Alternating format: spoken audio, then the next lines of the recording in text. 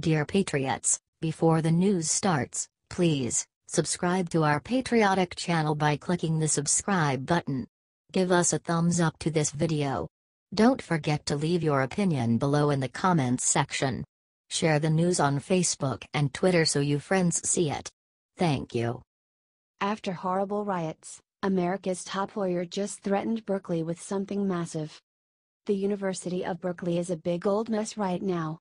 They love fighting and rioting and hurting anyone who speaks against the alt-left. In the last few weeks alone they have spent over $1.4 million on security and counseling for the Ben Shapiro and Milo Yiannopolus speeches. Even with that spending, it turns out that they are still finding ways to screw over conservative speakers. Legendary lawyer Alan Dershowitz, a one-time Democrat, just dug up this nasty secret and now he is ready for the one word Californians fear most, lawsuit. He explained that, as a pro-Israel speaker, he is barred by Berkeley's 8-week barrier for high-profile guests. However, the administration will issue special waivers for leftist speakers, allowing them to push their own views far more heavily. So we have the 8-week barrier.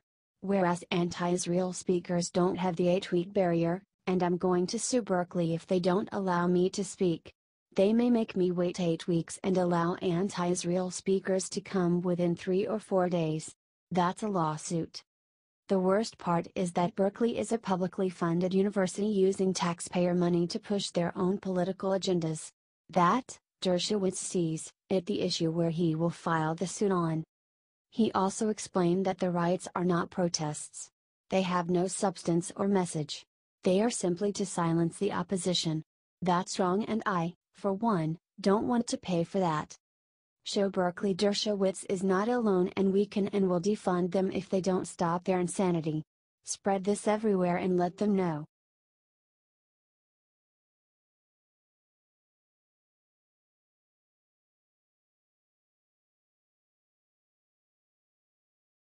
Pittsburgh Steelers just announced their unbelievable plans for the national anthem on Sunday. The Pittsburgh Steelers have one of, if not the, largest fan bases in the NFL. They're right up there with the Dallas Cowboys, Chicago Bears, and Green Bay Packers. Naturally, most fans were royally ticked off when the entire team refused to leave the locker room for the national anthem. Well, the entire team with the exception of one player. That would be offensive lineman Alejandro Villanueva, a Bronze Star winning West Point graduate. Oh, he's also a former Army Ranger. Today, another offensive lineman for the Steelers is making some big news. Maurkice Pouncey just announced what the team plans to do during the anthem this coming Sunday. Per the Pittsburgh Post-Gazette, Pouncey makes it abundantly clear, "I promise you one thing this week, we'll all be standing out there for the national anthem. Trust me. We respect our flag and we respect the military. I think the bigger message was we were trying to stay out of it. That we should unite inside. It was all about the flag. It was just a big misunderstanding. Trust me, I'm very sorry to anyone who feels the way they do. I care about the flag dearly. Trust me, this team will be out there standing Sunday." Boom. Now that's more like it. Pouncey added that the entire team will participate. "As far I know it's 100%. We're going to go out there as the Pittsburgh Steelers. If not, you'll have something to talk about. As far as I know everyone on the Pittsburgh Steelers will go out there." Good. Now let's see it happen.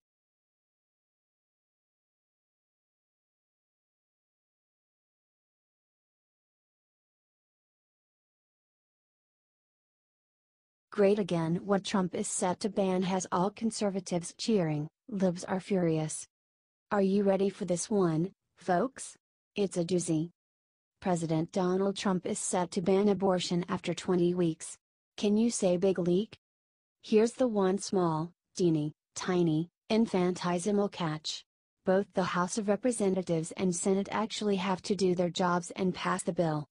Don't forget, Republicans own both, yes, both, houses of Congress. This should be a no-brainer. Right?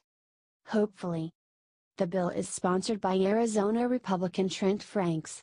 The House will vote on October 3rd. According to the Daily Wire, This legislation is a high priority for America's 45th president, as you'd expect it to be. Pro-life leader and Susan B. Anthony List President Marjorie Dannenfelser, who is confident the bill will make it to Trump's desk, said, "We want to be there for the woman, and we know we need a lot to protect the children." She added, "The other thing that is different this time is that the President of the United States, who I talked with last night at the White House about this, considers it a high priority. So this has become now a national conversation, not just a conversation that you have off on the sidelines." House Majority Leader Kevin McCarthy, RCA, noted, "Not only will passing this legislation keep a promise we made, but all the work is for the same goal, ending suffering and helping people live. Let's just hope Congress does their job and protects the unborn, the most innocent amongst us." How liberals can continue to campaign for genocide in 2017, which is what abortion truly is reprehensible.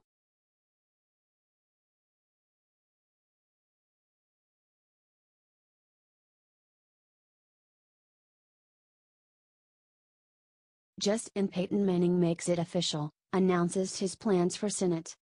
Here's the big announcement all Republicans, especially in Tennessee, have been waiting for. Will NFL legend Peyton Manning, arguably the greatest quarterback in the history of the game, a man who has been spotted playing golf with President Donald Trump, run for a United States Senate, replacing retiring Senator Bob Corker? What do you think? Yes? No? Maybe so? Turns out the answer is wait for it, no. Manning made the announcement this morning via radio chat that he will not seek to represent the volunteer state in the U.S. Senate. Manning noted, "Zero consideration. It's funny. I said this a while back. Somebody said I was going to go run a team.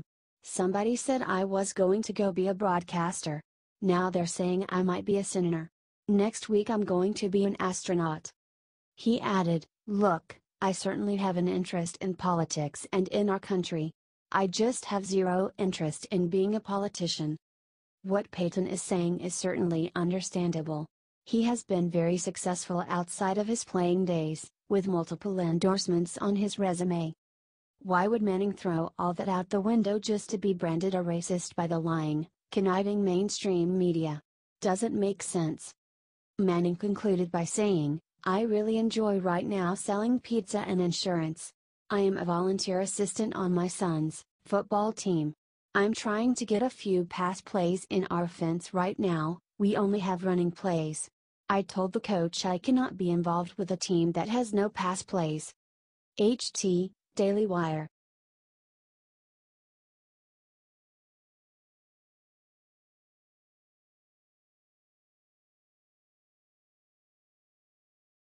NFL players won't sleep tonight after hearing forward threat the president just dropped.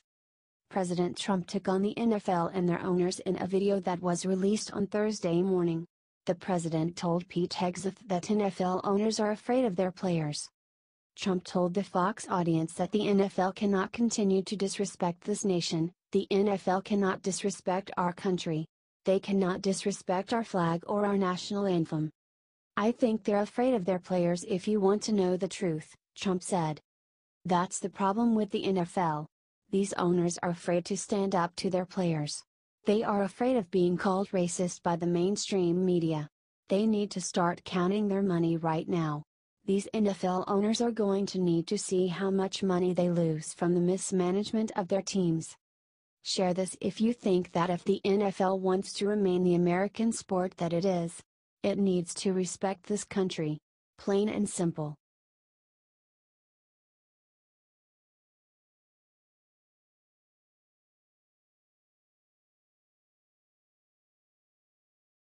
Unbelievable. Nancy Pelosi just defended the president on the one thing Dems will go insane for. If you all thought the world was crazy before, then what Minority Leader Pelosi just let loose about her recent dinner with the president is really gonna blow you away. According to reports earlier this week, Pelosi kept getting interrupted at the dinner and eventually yelled out, "Does anyone listen when a woman speaks around here?" Well, it turns out one person there was listening to her.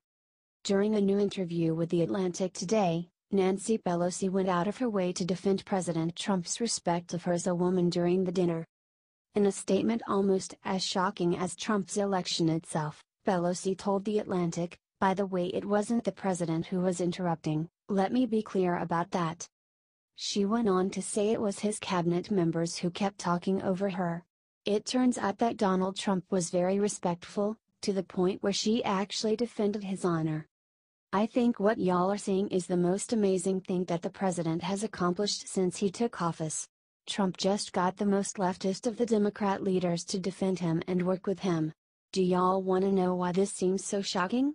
It's because this is what bipartisanship looks like. This is something to be celebrated, not condemned.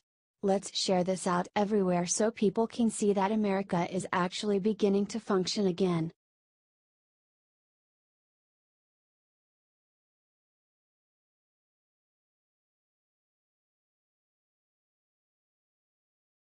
Huge when Trump just did the impossible for taxes in the Senate today.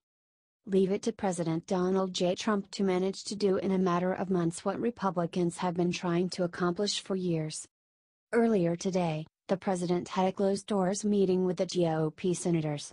The meeting was pretty much entirely about fixing Obamacare and tax reform. Well, guess what? Trump did both. That's right. Right after the meeting ended, the Senate Budget Committee met up and passed the new tax reforms. Trump managed to swing both Ron Johnson and Bob Corker from no to yes during the lunch. Of course, the bill still needs to be voted on by all 100 senators, but this is still huge. As far as Obamacare goes, the president backed the Collins-Nelson bill, which will allow the government to reinsure insurance companies for high-risk individuals. He also put his, unenthusiastic, support behind the Alexander Murray bill to continue the main Obamacare payments to insurance. It's been a huge day for the president, but there is still a long way to go in the Senate before these bills pass. Let President Trump know what you think about his day so far in the comments. Also, on a side note to the Liberty Writers fans out there, both myself, Danny, and Paris have missed y'all and are glad to be back. God bless each and every one of you.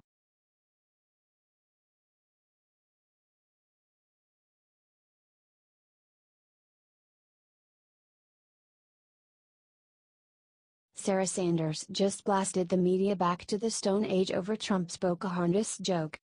Leave it to Sarah Sanders Huckabee to make sparks fly defending our president. She did not let the media get off easy at all when they started saying Trump made a racial slur about Native Americans today. When the reporters tried to do their framing tricks by saying things like "Why did the president use a racial slur?" Sarah was ready for all-out war. She reminded them that Trump is holding a ceremony honoring Navajo code talkers during World War II and that's the whole reason he was there. Not only that, but Elizabeth Warren used her Native American claim to further her own political career. Of course, this whole hullabaloo started during the World War II vet ceremony today for the code talkers, when President Trump quipped, "I just want to thank you because you are very, very special people. You were here long before any of us were here. Although, we have a representative in Congress who has been here a long time, longer than you, they call her Pocahontas." There is no doubt that Elizabeth Warren used the whole American Indian claim to her advantage. Still, maybe the president chose a bad time to make an Elizabeth Warren Pocahontas joke. Look, nobody got hurt and there can still be no doubt the media looks to attack Trump for literally anything they can. Past that, y'all get to decide how you feel about the whole thing. Comment what you think below.